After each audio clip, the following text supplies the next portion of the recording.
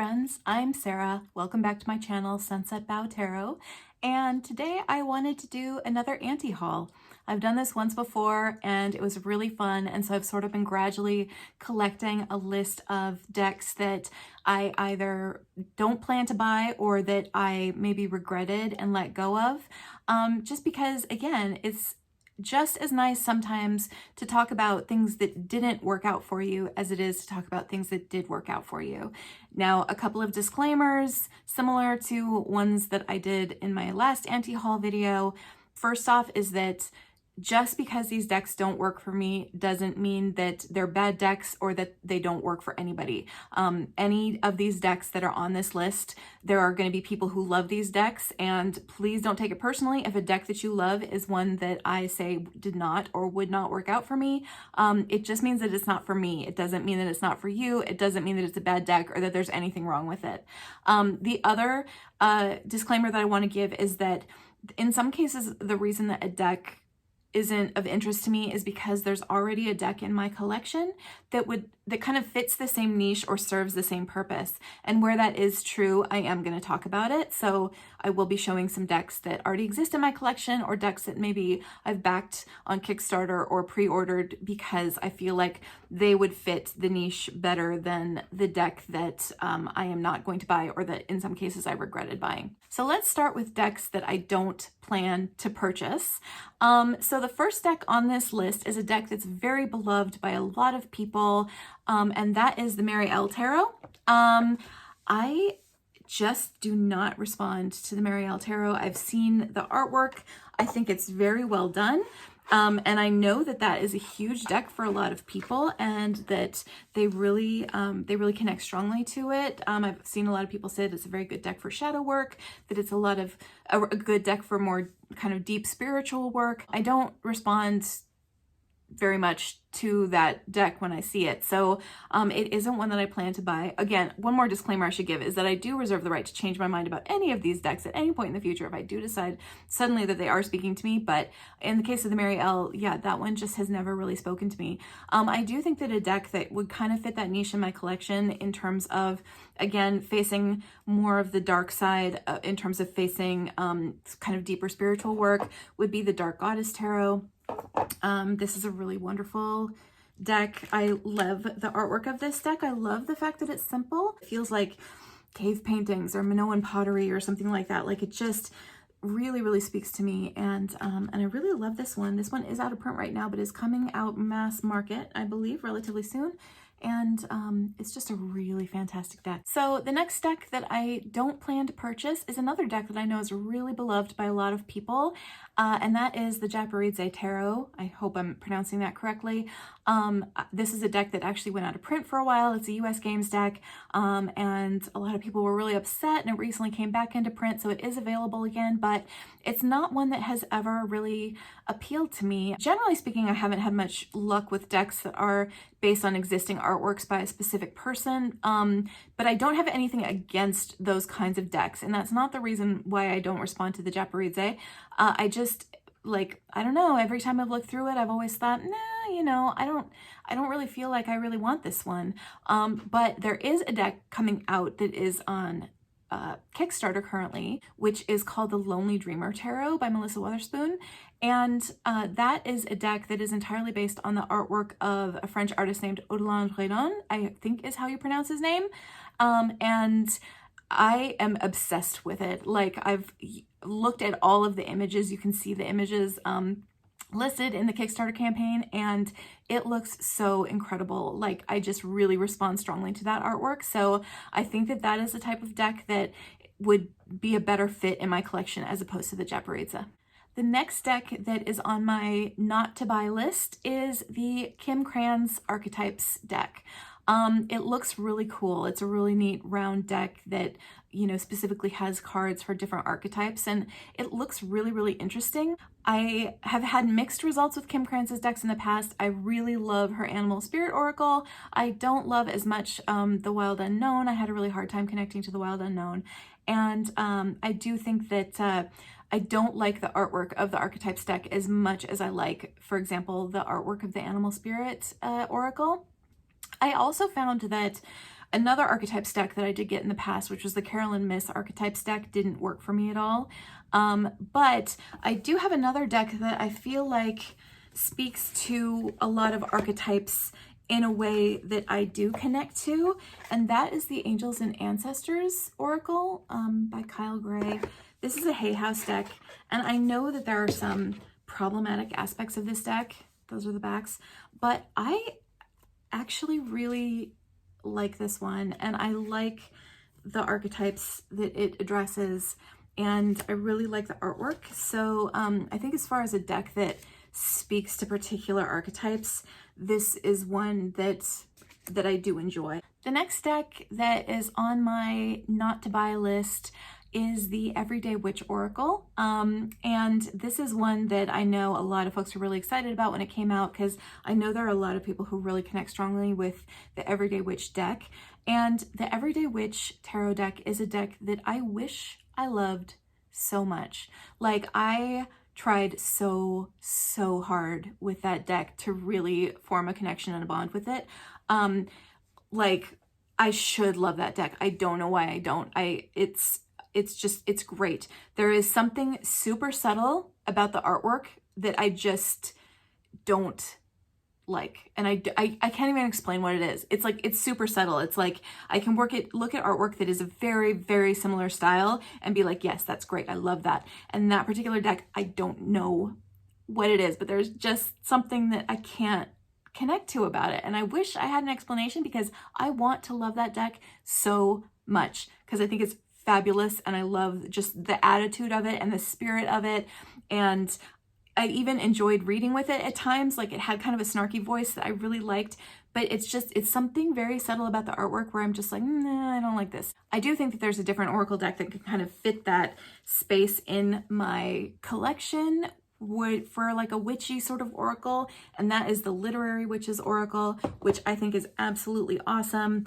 It's a really nice deck. It's a really high quality, sorry, these are the backs, and it has a combination of sort of specific objects or animals that would be considered kind of a, like, potentially something that would be in a spell or something like that, and then famous women writers who I love the artwork of this deck, and I love the different like witchy objects in it, and I love the way that they connected up the different writers with the keywords that are on the cards, and I really dig this deck. It's so cool. Another deck that I don't plan to buy, because I do think that there's a deck that I like a little bit better that already exists in my collection, is the Modern Witch Tarot. And the Modern Witch Tarot is designed as sort of a very modern take on the Rider-Waite-Smith. It's mostly female figures in the deck, and again, designed as more of a modern, slightly more diverse take on the Rider-Waite-Smith. From my standpoint, a deck that really does that in a kind of a similar way, but that I prefer, is the This Might Hurt Tarot by Isabella Rotman. I really like this deck. This deck feels like a very modern, very diverse Rider-Waite-Smith, and it's just a really cool deck. And this is kind of the deck that I would probably reach for before I would reach for the Modern Witch Tarot. Look at that High Priestess. I love her. Anyway, I think this deck is really great. And my old friend, the Knight of Cups, I love on the motorcycle with a cup of coffee. So the next deck on my anti-haul list, a deck that I don't plan to buy, is the Mermaid Tarot by Lisa Robertson.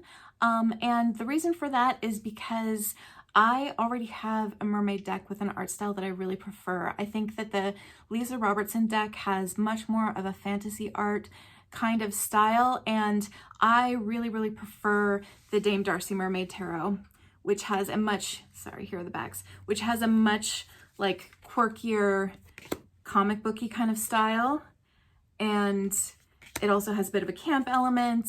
It has pirates and other things besides mermaids, and I absolutely love this deck.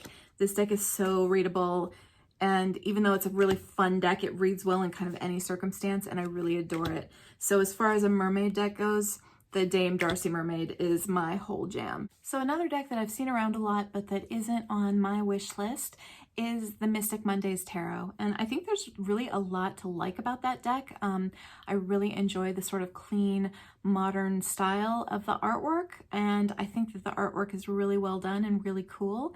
But again, I think that there is a different deck that it has more of that clean modern style that's already in my collection that I already love and use a lot, and that is the Fountain Tarot. And I think the thing that I prefer about this deck is that while it has that sort of clean, modern, airy look, it is all painted artwork, and there's, you know, you can see that it isn't like digitally manipulated. It's just really beautiful paintings, and I really love this deck. This deck is a real workhorse for me for client readings because it just has that sort of breath of fresh air kind of feel to it for emotional situations, and I really love this one. So another couple of decks that I don't plan on really strongly pursuing to try to get them into my collection, they are both out of print.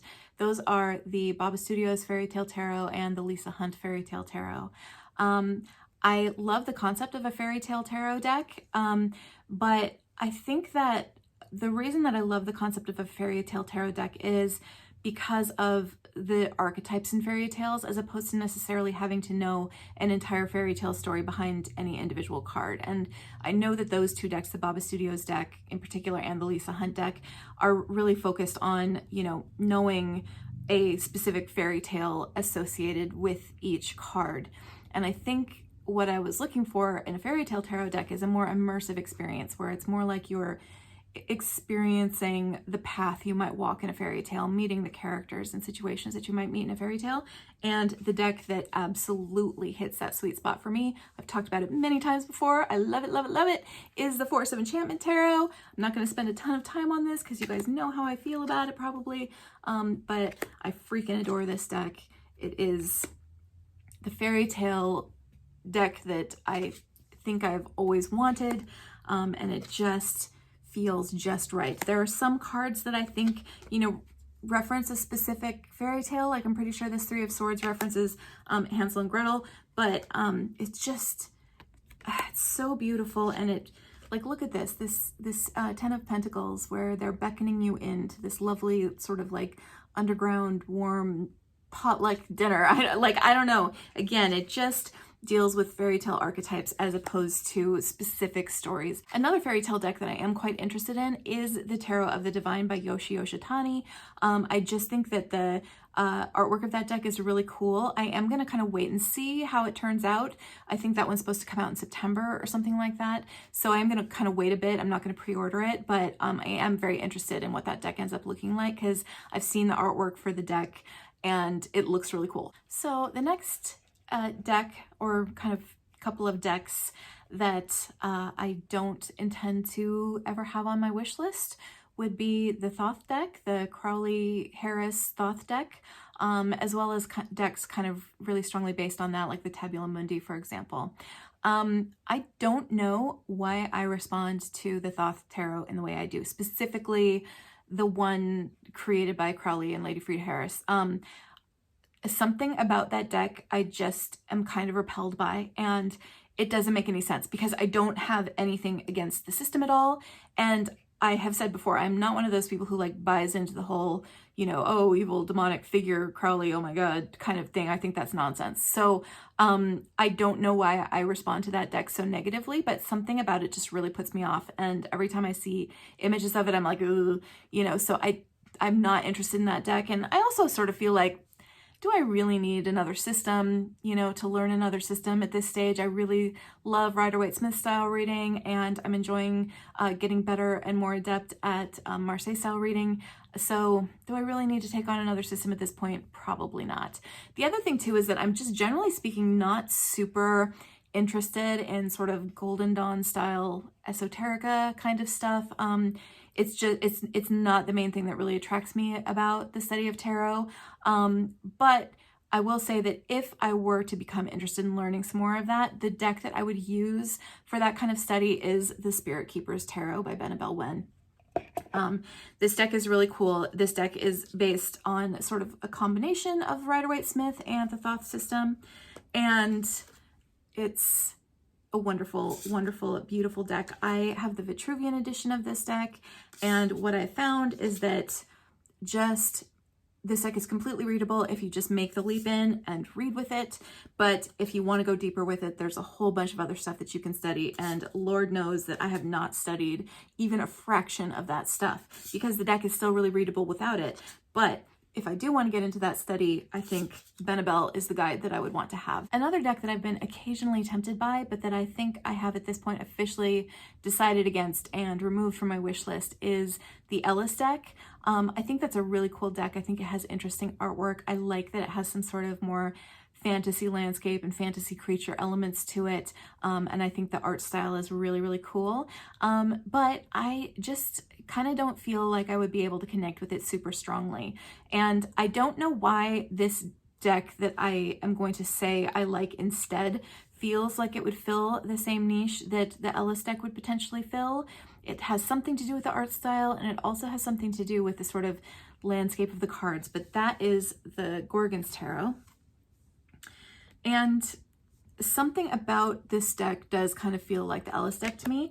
And I think it has to do with the fact that the way that this artwork is done, it does feel like you're not in a real world landscape. And it feels, the landscape of these cards feels very internal and psychological. Like it feels like I'm inside my own head in a way when I'm looking at these cards, as opposed to looking out at the world around me. So I really, really like this deck, and I do think that in that way it maybe has kind of a similar feel to the Ellis deck, in that it's not really depicting a landscape that you would anticipate seeing in the world around you.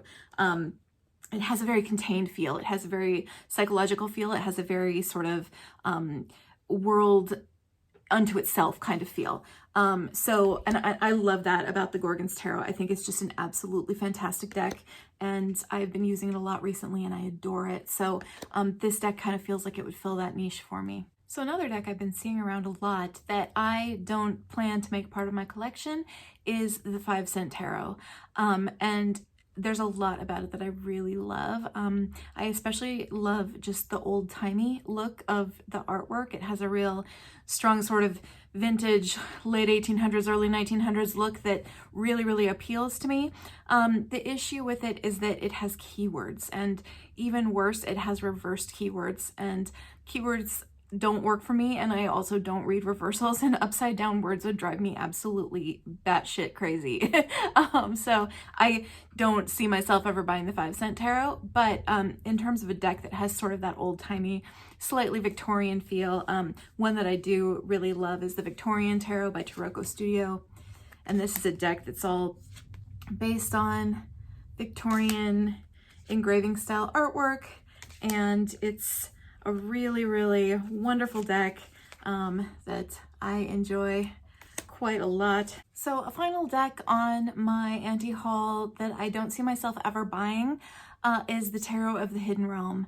And I don't know why I don't respond to that deck. I know that a lot of people really, really love that one. You know, it has those sort of close-up faces and expressions that really drive the meaning of the cards. I like the fae aspect of it, but there's just something about the artwork that I really don't respond to in that deck. So a deck that I kind of feel like fills that niche a little bit in my collection is the Pagan Otherworlds Tarot.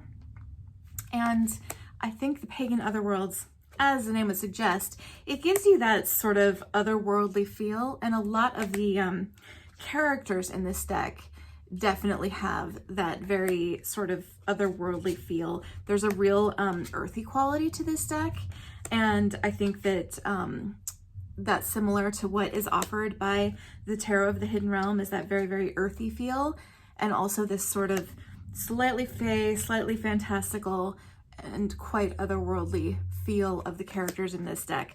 I think really kind of meets that need for me. So I love the Pagan Otherworlds so much. Oh, it's one of my favorites. So next up, I'm going to get into a slightly different category, which is decks that I did buy that I ultimately regretted and ended up passing on.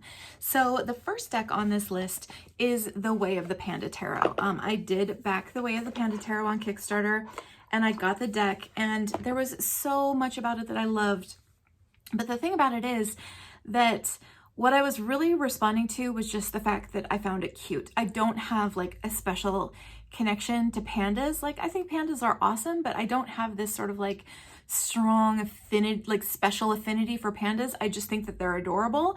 And so as a deck that was adorable, I felt like I had plenty of other adorable decks already in my collection, and I didn't need another adorable one. So an example of that would be, like, for example, the Crystal Unicorn, which I talk about all the time. So I'm only going to show a couple cards because I love this one. But you know, I already have decks in my collection that really have that sort of super cute, super kind of sweet feel to them, that the way of the Panda Tarot did, and also have that slightly watercolory feel that that deck had.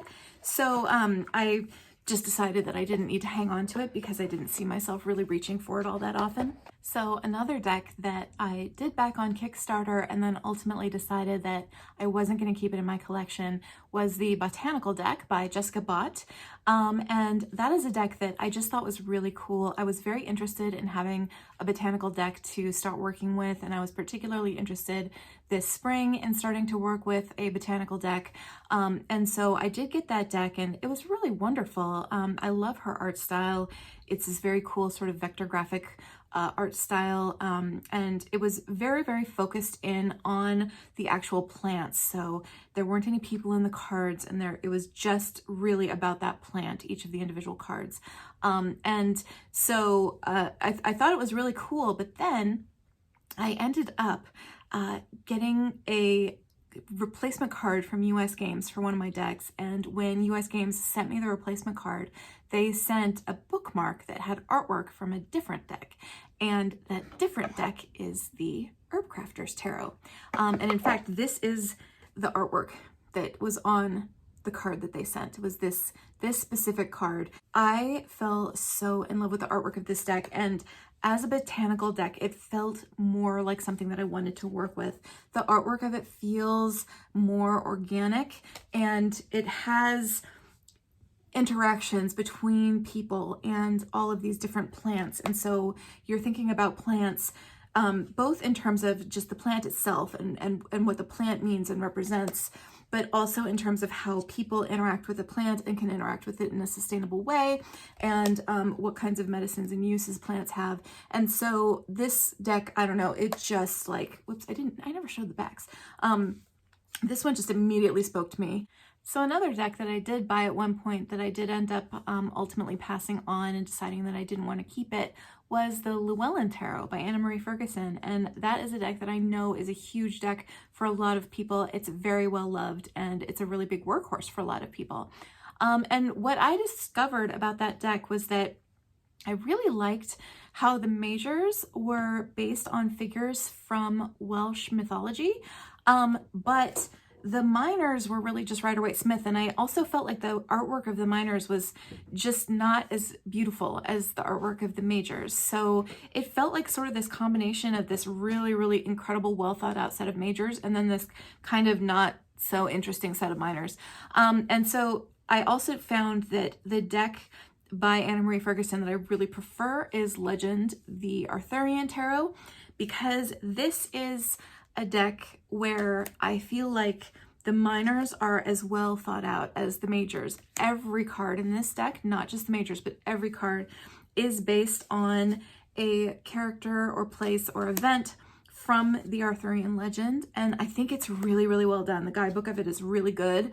And it's just a super interesting deck that is just really cool. So this one I ended up preferring ultimately to the Llewellyn Tarot because I just really felt like, you know, as far as making a connection between particular legends and the tarot, this one made a more sort of cohesive connection that was a lot more detailed and, you know, didn't kind of just like leave out the minors. The whole thing was really well thought through. So I really love this deck a lot. It's very cool. So another deck that I bought that I did end up regretting and passing along, and this is one that I actually backed on Indiegogo, was the Madame Lydia Wilhelmina Tarot of Monsters, the Macabre, and Autumn Scenes, I think is the full name of the deck. Typically it's just called the Madame Lydia Wilhelmina or the Lydia deck. And the deck was really cool. I really liked it a lot. It's by Attic Cardamancy. Bethelyn Bajima is the name of the person who created that deck, and she has also done other really well-respected decks like the Isadora Tarot. And there were a lot of things that were really cool about that deck. It was sort of all portrait style artwork, but then it had sort of a creepy edge kind of added to it. There were a few cards that didn't like quite work for me. Like, for example, the Magician card in that deck was a woman who was surrounded by all of these like fruits and vegetables, and it felt like the Empress card as opposed to the Magician card. And there were a few cards that were like that, and I just ultimately felt like it wasn't a deck that I particularly needed. And the deck in my collection that really fills that niche is this beauty, the Bohemian Gothic, which I love. This deck is so awesome. Like, I just love this fantastic deck. It does have that kind of old-fashioned look to a lot of the artwork, but again, it does have that super creepy edge to everything, but it's also very humorous. And like this Knight of Pentacles, it's the Headless Horseman. It's just a really, really wonderful deck that I enjoy immensely, and I love the time of year when I get this deck out and start using it. Another deck that I purchased that I ultimately regretted, even though I felt like it was a really, really beautiful and well done deck, was the Influence of the Angels Tarot. And I think in a lot of ways, what I was really looking for with that deck is my favorite deck of all time is the Touchstone Tarot, and this deck, as a lot of you know, because I've shown it many, many times, has this really beautiful digitally collaged Baroque and Renaissance style artwork in it.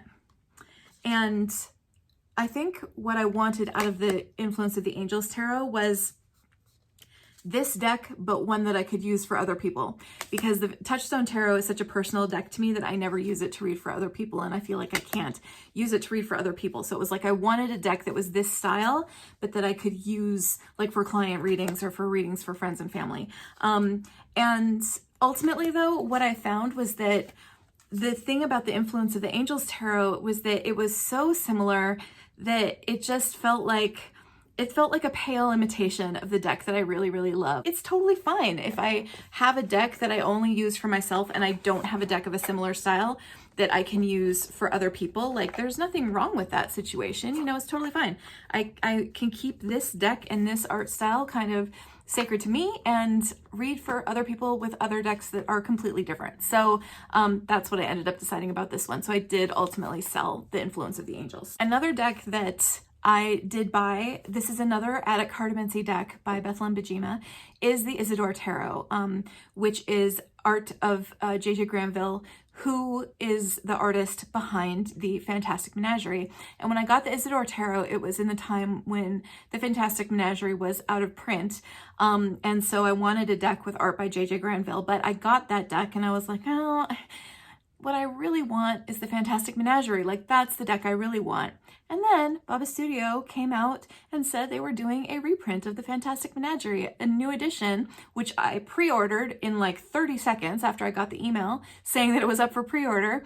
And I sold the Isadora Tarot because it just, again, what I really wanted was the Fantastic Menagerie. And now at some point this year, it will be on its way to me. So I'm super, super excited. Speaking of Baba Studio, but going in the entirely opposite direction, a deck that I did get that is a Baba Studio deck that I ended up regretting was the Victorian Flower Oracle, which again uses art by J.J. Granville. In this case, it was all floral art. So it was that artwork where flowers are kind of personified, you know?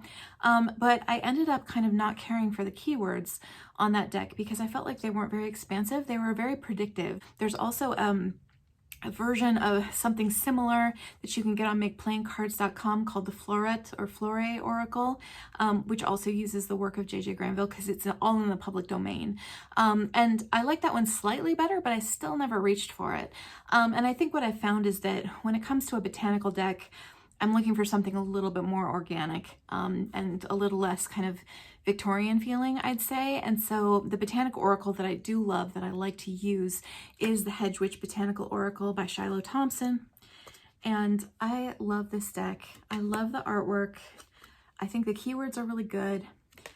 It's an oracle that I really enjoy a lot. I find it very peaceful and I find it very gentle, and it, you know, it really strongly brings through that feeling of being in the natural world. There's a lot of air to breathe, I feel like, in these cards. So a couple of other decks that I did purchase, both of which I ended up regretting, and both of which I feel like are already accounted for by a different deck in my collection, were the Tarot of Inspiration and the Distant Past Tarot. The Tarot of Inspiration was a Russian deck. The Distant Past Tarot is a deck that's done by an American artist, and both of them involve kind of digitally manipulated classic artworks from the Victorian period and prior. They're both very, very beautiful decks that I really, really wanted to love, but what I ascertained was that that niche in my collection is already filled by this beauty, the Victorian Romantic by Baba Studio, and this deck is so good. It is just so good. I absolutely love this deck, and it's similar, you know, it has this classical style of artwork, you know, really, really beautiful, well done. I feel like the artworks fit the card meanings extremely well, and just the quality of it is so stunning.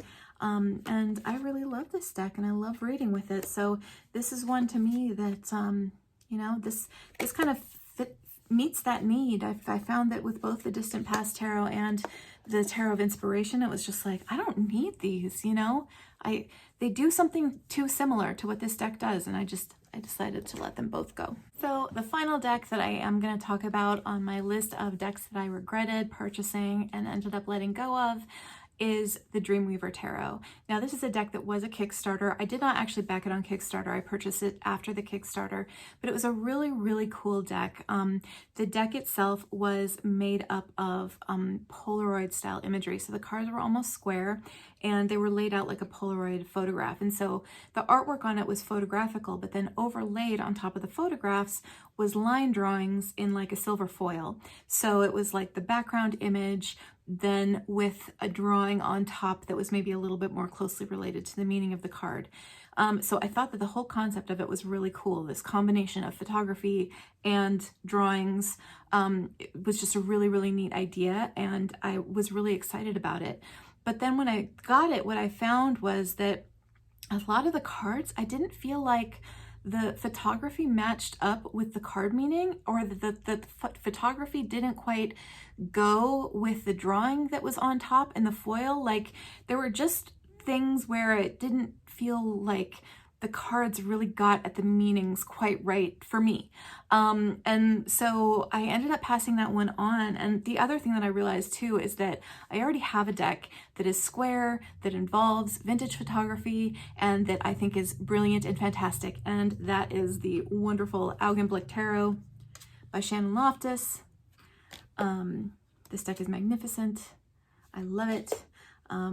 And it's a beautiful, beautiful deck made entirely of vintage photography that I believe she sourced from the Library of Congress. And I just think it's like the coolest deck in the world. So this one really met the need. So the final deck that I want to talk about in my anti-haul video, and the deck that I wanted to talk about because it is a deck that was on my anti-haul list that came off. And this means two things to me. The first thing is that it reminds me to always keep an open mind. And if there is a deck that is on my anti-haul list, but just because I'm somehow resistant to it, not because there's another deck in my collection that already scratches that itch, but because there's something in me that's strongly resisting it, that I should probably keep an open mind about that, and it might actually be worth giving that deck a try. The other thing that it reminds me is that I should always put a disclaimer on my anti-haul videos to say, I reserve the right to change my mind about any deck at any point in the future. And that is the Deviant Moon, which was on my anti-haul list and then came off. I talked about this deck quite a bit in my wrap-up for the month of March, which is when I used it a lot. I really kind of fell in love with this deck. Again, the artwork of it isn't something that appeals to me super strongly, but when I started to pay attention to what this deck actually says and how it actually functions in a reading and how it actually communicates with me, I discovered that I actually was really getting a lot out of it and finding it really, really helpful. And just really having a good relationship with it. So again, the Deviant Moon is a reminder that any deck that you think you don't like might end up being one that surprises you at some point in the future. That was my second anti-haul. I hope you enjoyed. I'd love to hear about decks that you have decided not to purchase and reasons why. It's always very interesting to hear why decks don't work out for people or why people think decks won't work out for them. And also, if you have done an anti-haul, let me know, because I'm always interested in watching them. It's a great video genre. I really enjoy seeing them. So anyway, thanks again for watching, everybody. Have a great one. Bye-bye.